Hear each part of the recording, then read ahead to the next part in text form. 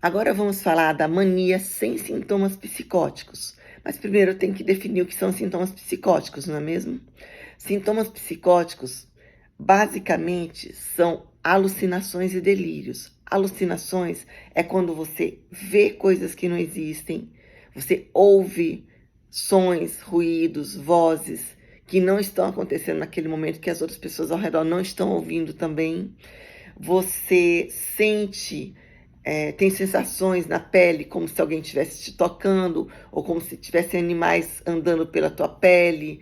Sensações que não estão acontecendo, não tem nenhum animal, não tem nenhum inseto andando na tua pele, não tem ninguém te tocando e você tem essa sensação. Também pode ser olfativa, ou seja, cheiro, você sente odores que não existem. Paladar, sentir gosto sem estar comendo nada naquele momento, ou você está comendo alguma coisa e sentir um gosto diferente do que o que realmente aquela comida, aquele alimento tem.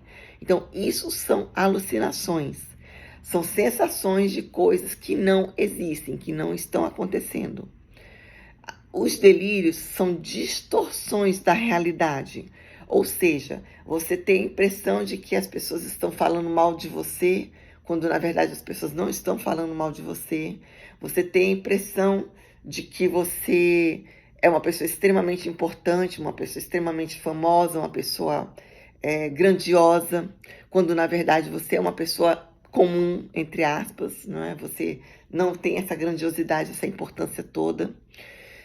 Você qualquer tipo de sensação, de percepção que seja irreal, o niilismo, a sensação de que tudo vai se acabar, de que a vida vai se acabar, de que nada presta, o delírio de pobreza, a pessoa achar que ela é mais pobre do que ela é na verdade, achar de que ela está passando fome, de que ela é miserável, de que ela não tem condições para nada.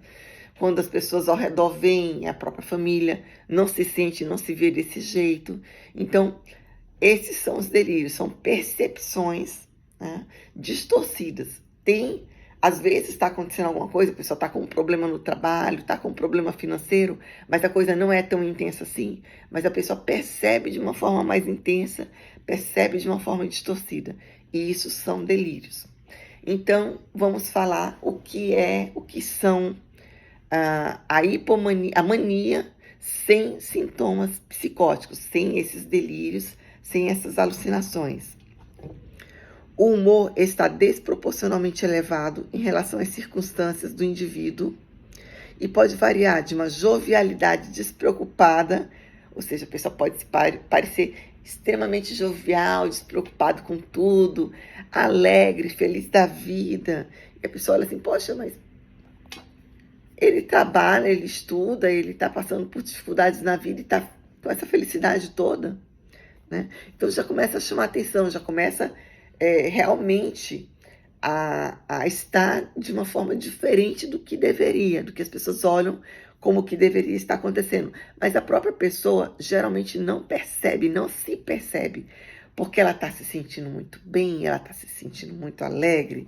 Então aqui, a elação, ou seja, o aumento do humor, é acompanhado por um aumento de energia, resultando em hiperatividade. Uma coisa que é muito característica, que é a pressão para falar, e uma diminuição da necessidade do sono.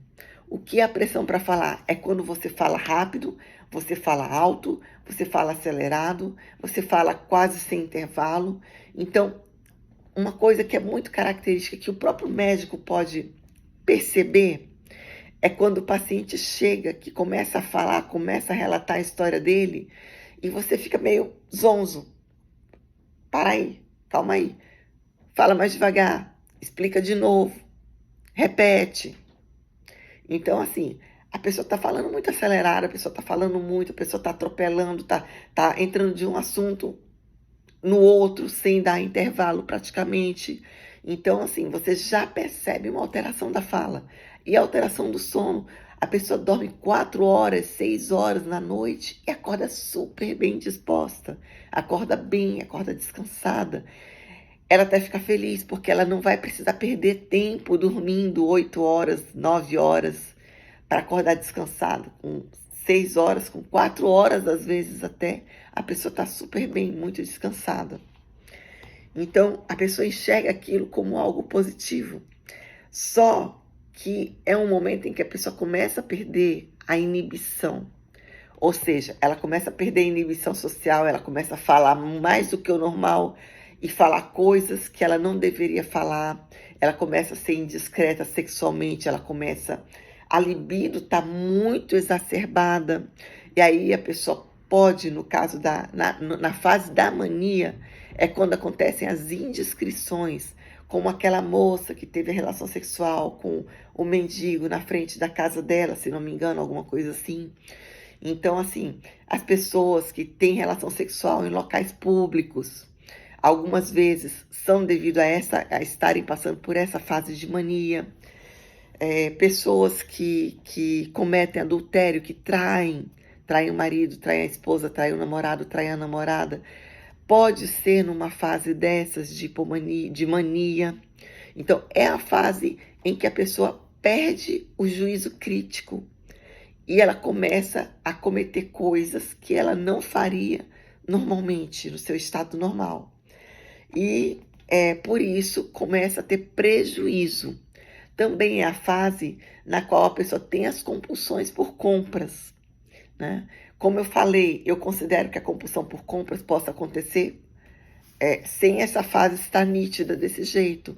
Pode acontecer praticamente sozinha, somente compulsão por compras, ou somente compulsão por jogo, somente compulsão por bebida, somente compulsão por dirigir em alta velocidade, somente compulsão por ir a festas. A pessoa está indo à festa várias vezes, sair com os amigos. Ela está saindo 2, 3 vezes, 4 vezes por semana. Então, assim, ela está com alguma coisa exagerada, compulsiva. Ela está com alguma coisa acima do normal dela e que passa a causar prejuízo na vida social, porque ela começa a ser arrogante também, a brigar com as pessoas, a discutir, a se achar superior a todo mundo. Ela começa a ter essas indiscrições sexuais que podem prejudicar a vida familiar dela, a vida afetiva e também a reputação. Ela começa a ter todos os tipos de comportamentos compulsivos, comportamentos de gastos, comportamentos de, por exemplo, de montar uma empresa de repente, de começar um novo negócio, sem ter se preparado, sem ter tido tempo suficiente para estudar aquele negócio, para saber se realmente é o momento certo de fazer aquilo, se é a coisa certa a ser feita. Então, ela perde o controle. Na mania, a pessoa perde o controle. O indivíduo pode se envolver em esquemas extravagantes e não práticos, gastar dinheiro irresponsavelmente, tornar-se agressivo, amoroso ou jocoso em circunstâncias inapropriadas. Em alguns episódios maníacos, o humor é irritável e desconfiável mais do que exaltado. Para mim, essa coisa do humor irritável já entra no episódio misto. Então, a mania, quando passa a ter irritabilidade, para mim já é fase mista, né? Isso daí a gente vai ver mais na frente quando eu falar para vocês de mais coisas aqui, quando eu explicar tudo, depois que eu terminar todos esses episódios, vocês vão poder dizer se vocês pensam ou não desse jeito, se a mania, se a irritabilidade não seria mais uma fase mista do que a fase da mania. Mas, de qualquer forma, a arrogância, a prepotência acontecem sim na fase da mania.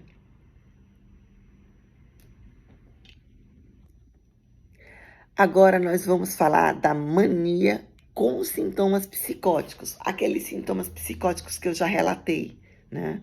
Que são os delírios e as alucinações.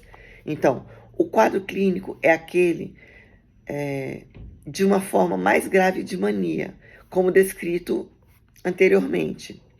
A autoestima inflada e ideias grandiosas podem evoluir para delírios e a irritabilidade e desconfiança para delírios de perseguição. Em casos graves, delírios grandiosos ou religiosos de identidade ou papéis podem ser proeminentes. Ou seja, a pessoa pode se achar uma pessoa mística, uma pessoa santa, até mesmo um anjo ou até mesmo Deus. Então, se confunde um pouco aqui a mania com sintomas psicóticos. Ela é muito confundida com a esquizofrenia, porque a pessoa pode ter alucinações, geralmente de cunho místico, mas também pode ser de cunho persecutório, como acontece mais frequentemente na esquizofrenia, principalmente na esquizofrenia paranoide. Então a pessoa se acha importante e acha que as pessoas estão perseguindo, que estão gravando as suas conversas, que estão monitorando, que estão, através da televisão, através de algum meio de comunicação, estão monitorando a vida dela. Então, são as alucinações, né? Pode haver fuga de ideias, pressão para falar, e essa pressão pode ser tanta a ponto de a pessoa se tornar incompreensível, ou seja, a pessoa está falando de uma forma tão acelerada e misturando uma ideia com a outra, um pensamento com o outro, que você acaba não entendendo o que ela está falando. Atividade física e a excitação graves e continuadas podem resultar em agressão ou violência. E a negligência com a alimentação, a ingestão de líquidos e a higiene pessoal podem resultar em perigosos estados de desidratação e autonegligência. Ou seja, a pessoa pode ficar deteriorada, ela pode ficar desidratada, desnutrida, ela pode não tomar banho, ela pode sair perambulando e andar quilômetros e quilômetros e atravessar de uma cidade para outra, de um estado para o outro, só andando. Ou se ela tiver carro, ela pode pegar o carro e sair por aí à toa, simplesmente abandonar a família e ir embora. Então, assim, realmente parece muito com a esquizofrenia. É um estado grave, é um estado que não tem como as pessoas não observarem e não se preocuparem bastante. Então, a mania sem sintomas psicóticos já é muito preocupante, e a mania com sintomas psicóticos é extremamente preocupante, e as duas são casos de internação, mas principalmente a mania com sintomas psicóticos, ela é a mais grave de todas e é caso de internação realmente. Então, isso daqui vocês podem ver que é a definição de mania, é uma coisa muito grave, né? Onde a pessoa perde o controle, ela perde os limites, ela perde a autocrítica, e no caso com sintomas psicóticos, a pessoa tem delírios e alucinações, ela ouve vozes, ela fala com pessoas que não estão ali, ela vê santos, anjos, demônios, ela tem visões, e nessa fase a pessoa pode ser levada a centros espíritas, a centros místicos, religiosos, a fim de fazer tratamentos espirituais, a fim de fazer, às vezes, até exorcismos, a fim de fazer algum tipo de tratamento de cura espiritual, porque as pessoas acham que ela está possuída por algum espírito ou que ela está apresentando algum tipo de comportamento místico, algo religioso que precisa ser tratado espiritualmente.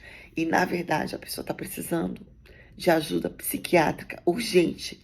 Na maioria das vezes, até internação. Algumas vezes a gente não interna, a gente trata em consultório, quando a coisa não está tão grave. Mas quando está muito grave, a ponto da pessoa causar prejuízo para a saúde dela, para a vida dela, para a saúde e para a vida das outras pessoas, através da agressividade ou da autonegligência, ou através mesmo dessas indiscrições sexuais, a gente tem sim que ter uma conduta mais radical, a ponto de proteger aquela pessoa, proteger a família dela e proteger as pessoas que estão ao redor dela.